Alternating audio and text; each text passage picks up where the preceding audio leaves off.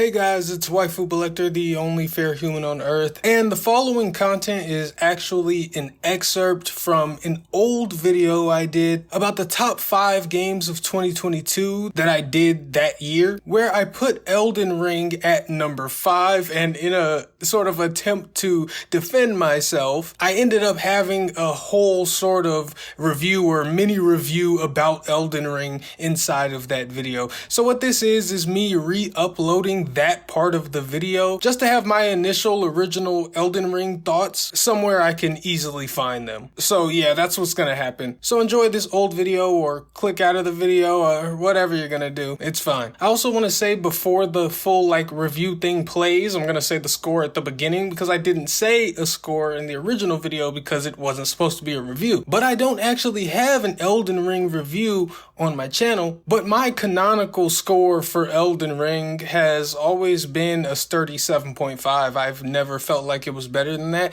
and I've never felt like it was worse than that. I've always felt like it was 75% good, and there was a quarter of it that was objectively bad.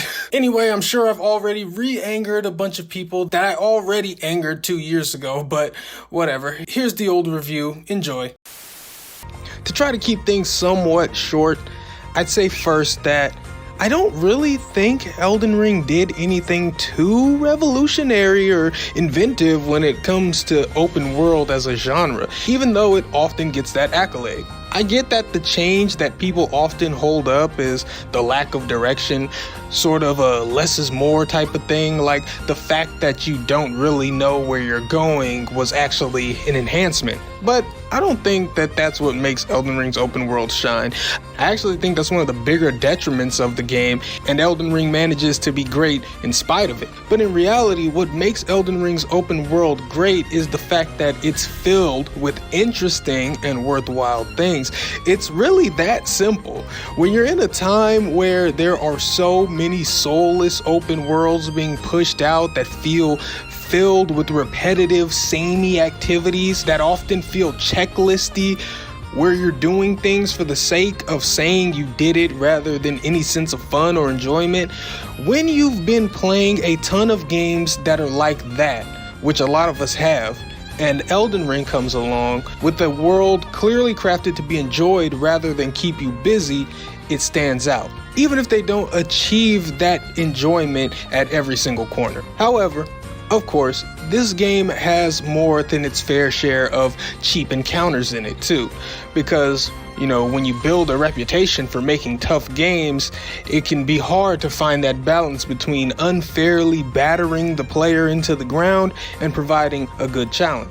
And I honestly think a lot of the fights unfortunately lean into the unjust battering of the player, where of course it's not unbeatable, but it's very unlikely that you win on the 1st, 5th, even 10th time sometimes, because it's just that far from being fair, Sort of like how old arcade games would basically force you to lose to get more quarters out of you, except here, there are no quarters, so I guess it's just so the devs can be dicks, I don't know. And a lot of those unjust battles come late in the main quest line, not to mention the main quest line kind of goes on for too long, but yeah, a bunch of those bosses and enemies are just painful slogs to get through. The Fire Giant, the Godskin Duo, Malekith are all just a chore, and while they provide a good spectacle, they're not exactly well-designed fights. I mean, at around level 60 or so, you can beat Elden Ring, and Malekith is the 3rd to the last boss or something like that. But when I was at level 200 or so, Malekith could still two-shot me, and I had high health. So just why? Why 140 levels beyond the recommended level can this guy still kill me in 2 hits? And it's because FromSoft games have this weird pseudo arbitrary leveling, and I don't know, man, some of it's kind of a mess. And I've heard people try to defend Malekith specifically and say stuff like, well, Malekith's a glass cannon, but it's not true. He takes damage at about the same rate as the boss who comes after him, only that boss can't kill me in 2 hits, so there goes that theory. But that's the thing about Elden Ring. Through all its bullshit and questionable design choices, you kinda wanna power through and soldier on because there's so much to play with, so much build variety and stuff to discover that's genuinely interesting.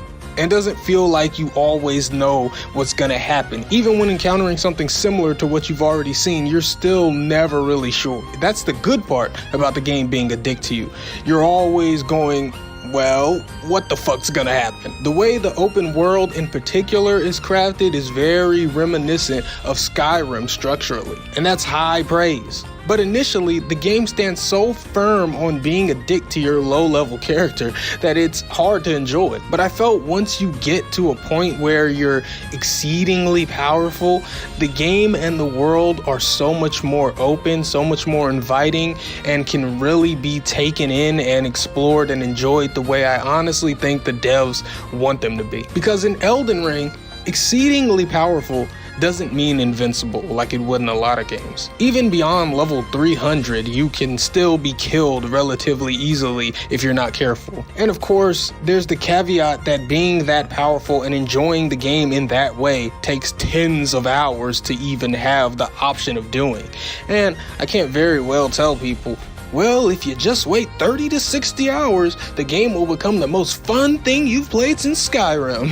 I mean, I can tell them that because it's true, but I can't act like play 30 hours is a reasonable thing to ask people to do to get some enjoyment. And I think this is my conclusion. Those first 30 to 60 hours that it's gonna take you to beat the game, depending on how much you explore, are gonna be a drawn out, frustrating time in a beautifully crafted open world that'll ultimately make for a rough around the edges but overall decent experience. And if you stick with it beyond that, it will evolve into one of the best and most memorable experiences you've had in the last decade. So it's kind of like, it's a 10 out of 10 if you play 80 hours, which in my eyes then makes it not a 10, but still a really good game.